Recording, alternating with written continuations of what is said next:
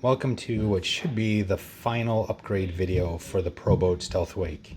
In this video we're going to remove the prop shaft and put in a flex drive with a strut.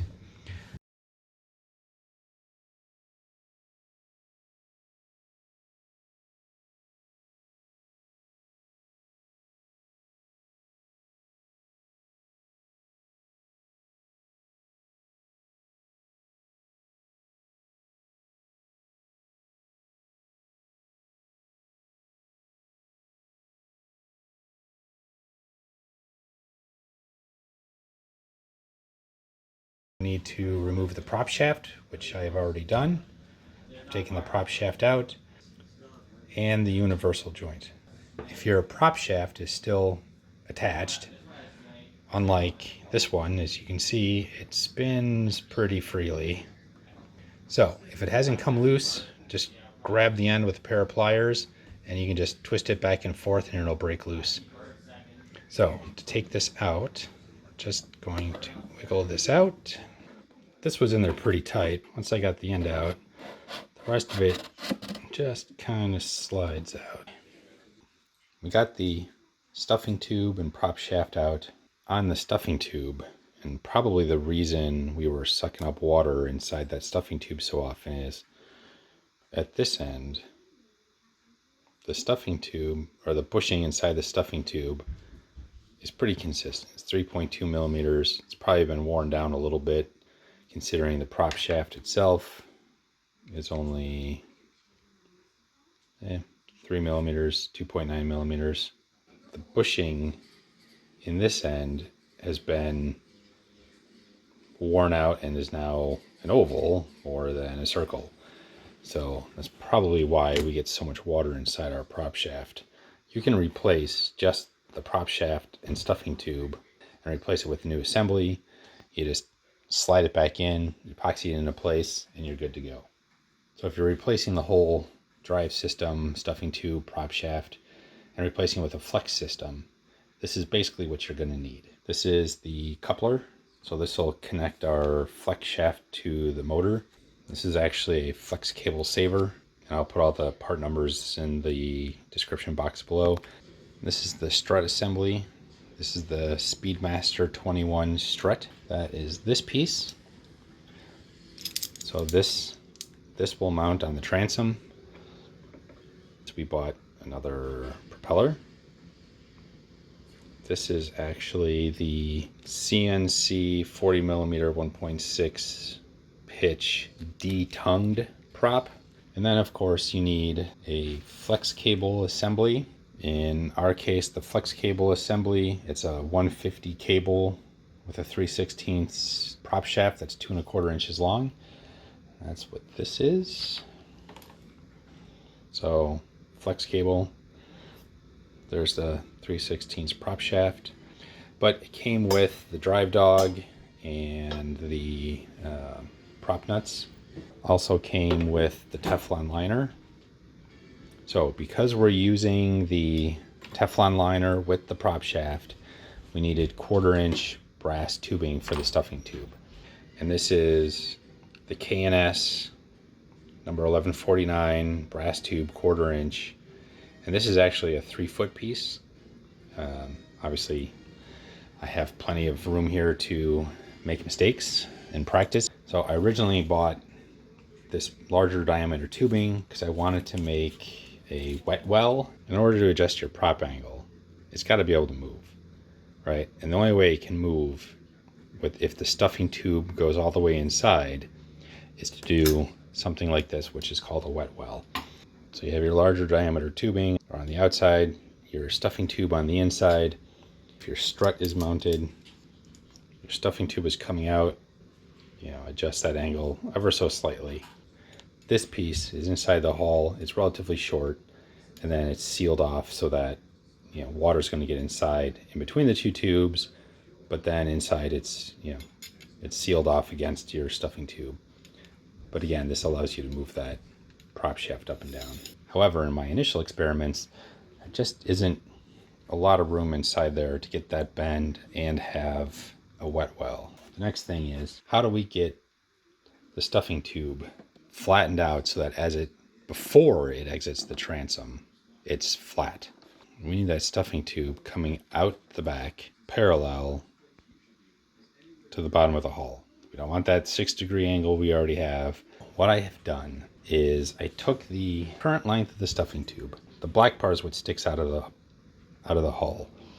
Put that in here, made the 6-degree angle because that's the angle the prop shaft is coming out of the back of the boat. So what I need to do is I need to get from here at this angle, and I need to have the part as it's coming into the motor.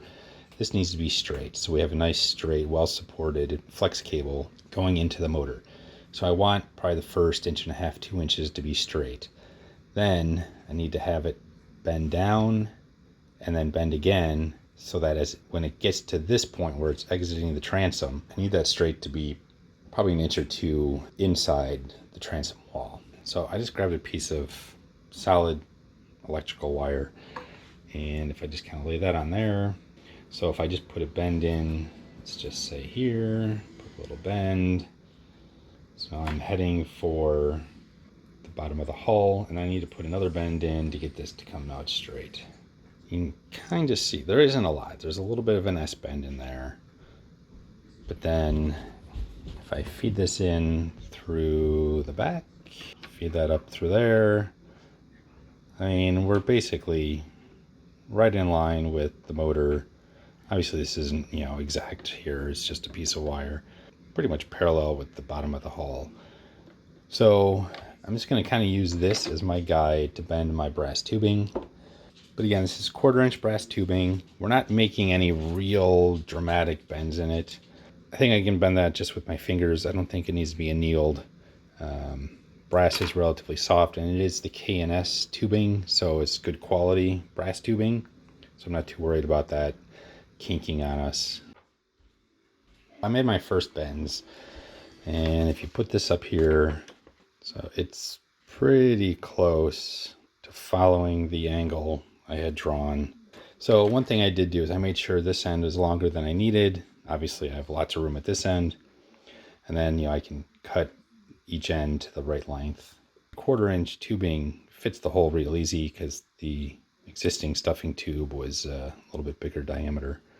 So I'm just going to feed this in here. Obviously I'd have to run the flex cable through there to see if that would line up directly with the motor. It's not exactly centered. It's actually up a little bit, so that might be off. And then as we look at it coming out the back, the bends are a little bit off. I can adjust that. So I'll just cut that off and then use this as a guide, and then move down and use the next 8 to 10 inches of tubing. This is the bent stuffing tube. There's a couple different marks on here. This is the transom. So all of my bends occurred inside. This is my mark where I wanted it to be straight at this point coming out as it's coming into the motor. So then my bends occurred down here. And if you remember that little drawing I had made, pretty much matches up with where I wanted it. And when I put that into the hole for the stuffing tube, you'll see actually lines up pretty nice. If you take a straight edge, line that up, you'll see that for the most part the stuffing tube is parallel to the bottom of the hull. So I've got that where I want it. I need to figure out the length. As I said, originally I think I wanted to cut it off here and then put a bushing inside here, and that would allow the strut to be angled. But I haven't decided for sure if I'm doing that. And the true test to see if the stuffing tube is correct, the stuffing tube is in the Teflon liner, and to check alignment we're going to push the prop shaft, pretty much goes right into the connector. You can rotate it and nothing is moving. I took the nut off just so we could see how that lines up. So you can kind of see down inside here as the prop shaft comes in all the way up to here. It's pretty smooth. It's not perfectly aligned. You can see it shifts a little bit. When I was bending my stuffing tube, I got this the way I liked it. So everything aligned up neatly, but it was always really tight, as if the stuffing tube was hitting the bottom of the hull somewhere in here. I was afraid of the pressure would actually crack the hull at some point. But what I didn't realize until later is that the epoxy that they use to hold in the stuffing tube is cut at a 6-degree angle, because obviously the stuffing tube came through at that angle. So this was at an angle, and of course I was putting it in straight and this was interfering.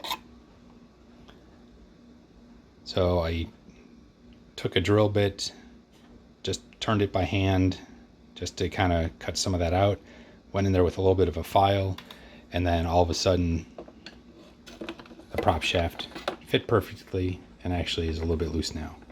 So now I can epoxy it in the way it needs to be.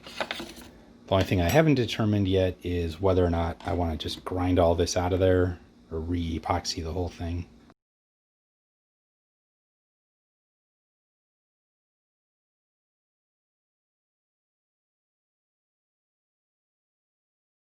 So when I was setting up the strut, I wanted to make sure that when I had this mounted and the strut was lined up, that there was room for this to move, right? So I didn't want this mounted so far down that I couldn't move the strut up or down. Of course, I didn't have enough room to mount it way up here because of where the rudder push rod is located. So I gave myself, that's an 1/8 of an, those marks are 1/8 of an inch. I actually moved it up a little bit further. So it's about 1/4 of an inch that I can move this strut up and down. When I was determining the mounting locations for the strut, first thing I did was I needed to get a vertical line. So I did it 2 ways. One, I took a square using this edge, lined up with the center of the hole, and got a line. And then I also took and measured from, as close as I could from outside edge to outside edge, made a mark. That's this mark. So it's pretty close. I think it's as close as it's going to get to 90 degrees. And then I put the stuffing tube through the strut, got everything lined up, marked my holes, and then drilled them. In the end, I got this right where I wanted it. Everything lines up nicely. It's still square to the bottom of the hull, and the stuffing tube still fits just like it's supposed to. In a typical strut assembly, you run your stuffing tube into your strut. The distance you run it into the strut depends on where your bushings are, if you're using regular bushings, or if you're using, like in this case, this is the Speedmaster, so it actually has a floating bushing. Bushing actually rides inside the stuffing tube and is allowed to spin. That's how the Speedmaster struts are made. So inside here, and obviously your prop shaft is sticking out as far as you need it to. So inside the strut, basically you've got this kind of thing going on. Depending on if I put another bushing inside the strut or if I run the stuffing tube inside, it's going to be in, whatever that distance needs to be. But again, if I did that, then the strut and the prop shaft are rigid and I can't adjust the angle. So I would either need the wet well or the other option. So let's say this is the transom. So I stop the stuffing tube flush with the back of the transom, and then I just run the Teflon liner into the strut. I would have to put a piece of brass tubing in here to help support that and obviously get onto that bushing, but then that would allow some adjustment of the angle.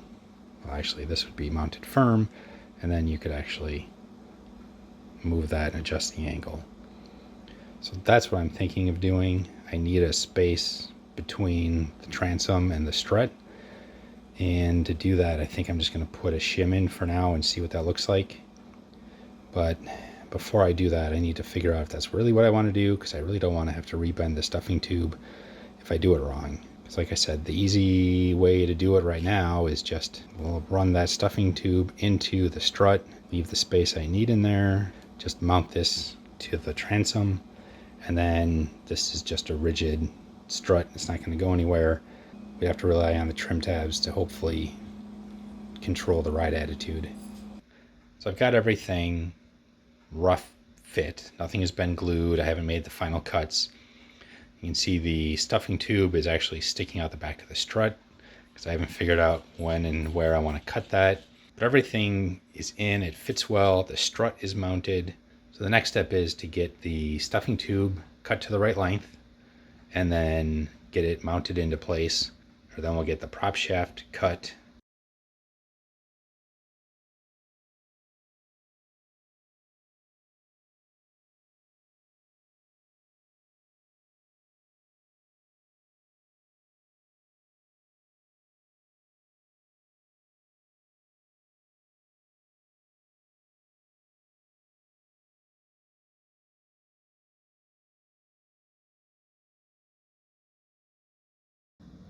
So now I have cut the stuffing tube. This is the floating bushing. So if you put the strut up against here, so when the strut is mounted, you can see how far inside the strut the stuffing tube is going to sit. And the bushing, while still contained, can now float in and out up to where the drive dog would be. So the drive dog would be, I don't know, probably about there. So now this bushing can run in and out and rotate as needed. And that's how the Speedmaster struts work with the floating bushing. This does not get glued in, soldered in, or anything. This needs to float. So right now, the strut slides right over the stuffing tube. I've read where you really should put a little grease or oil on this before you slide it together, because over time, corrosion, wear, whatever, it's going to end up sticking. So the only thing left to do here is we just, the stuffing tube isn't glued in yet, so it moves. So all we need to do is just slide the strut into position, put the bolt in place, and then put the nut on the back, tighten it down, and our strut is complete and ready to go. So with our stuffing tube, this is the overall length. I have cut the prop shaft. I'll explain how I did that in a little bit. So, stuffing tube, Teflon liner, prop shaft. These are all cut to the length I need.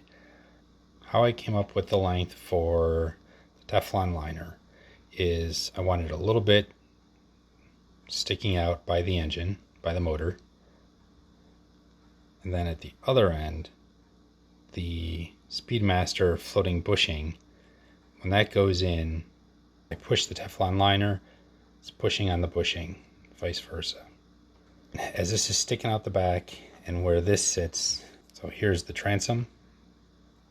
And then when I put the strut on there, so there's a little bit of room for the bushing to move before it actually hits that Teflon liner. So this really can't move too far back, but it can move a little bit.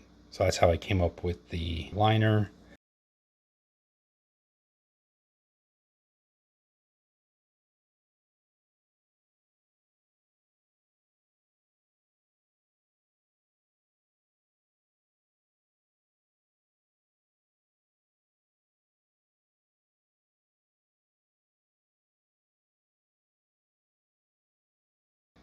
So in order to get the prop shaft, the way I determined the length for that was first move the motor as far towards the bow as it would go.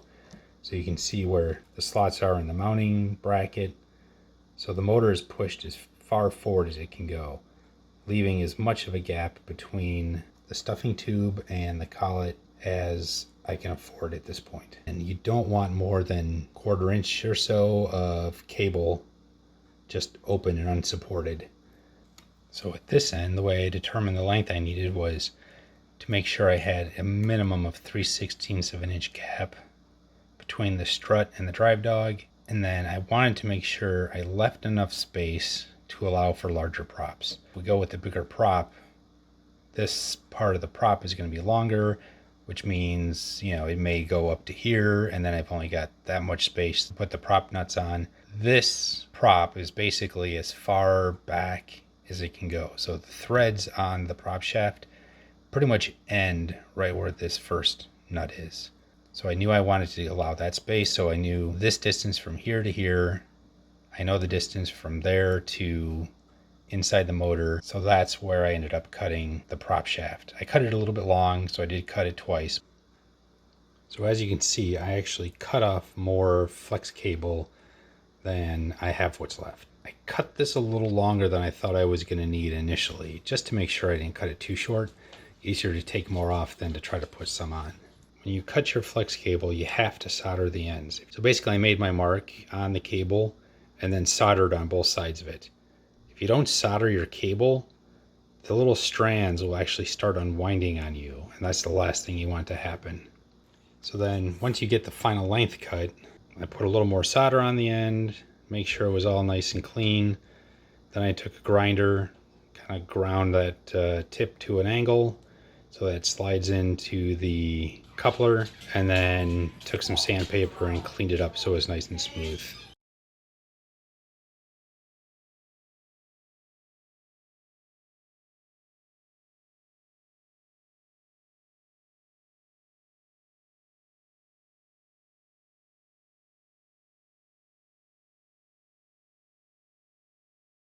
So here it is. The Stealthwake now has the fully completed flex cable drive assembly starting at the motor end. This is the motor to flex cable coupler. This is the cable saver. Well, you can kind of see a little bit here. This is the Teflon tubing. This is the brass stuffing tube, and then our strut, and then of course our new prop. You can see here the space between the end of the strut and the drive dog. That distance needs to be at least the length of the diameter of the cable. So it's a 3/16 prop shaft, so this gap needs to be 3/16 or bigger. Next thing to do is hit the water and see how it runs.